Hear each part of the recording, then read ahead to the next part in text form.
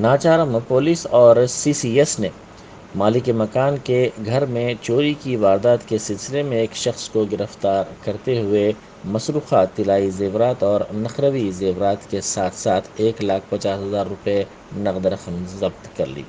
28 साल अरुण कुमार 3 साल से राघवेंद्रा हिल्स में ज्योत्सना के मकान की मलगी में किराने की दुकान चलाता था। गुज़िश्ता माह ये खातून अपने शौहर के साथ तिरुपति गई थी, ताहम अरुण ने उनको फ़ोन करते हुए बताया कि उनके मकान में चोरी हो गई है। इस सिलसिले में पुलिस से शिकायत की गई। शुबे की बुनियाद पर अरुण कुमार से पुलिस ने पूछताछ की, जिस पर इस चोरी का मामला सामने आया।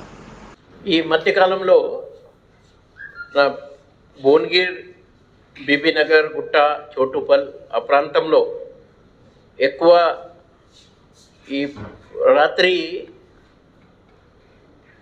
ఈ సమ్మర్ సీజన్లో ఎవరు బయట పడుకుంటున్నారు, అలాంటి లేడీస్కి చైన్ స్నాచింగ్, తర్వాత ఇంట్లో దొంగతనం, ఈ కేసెస్ కొన్ని నమోదైనాయి.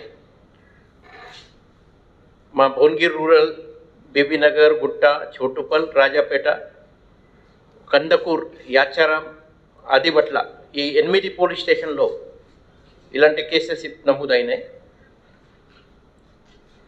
సో ఈ కేసెస్ సంబంధి ఎస్పెషలీ సిసిఎస్, తర్వాత మన local law and order police, IT cell, even SOT also అందరం ఎట్లయినా ఈ గ్యాంగ్ని పట్టుకోవాలా ఆ ఉద్దేశంతో దే వర్ వర్కింగ్. సో ఈ గ్యాంగ్కి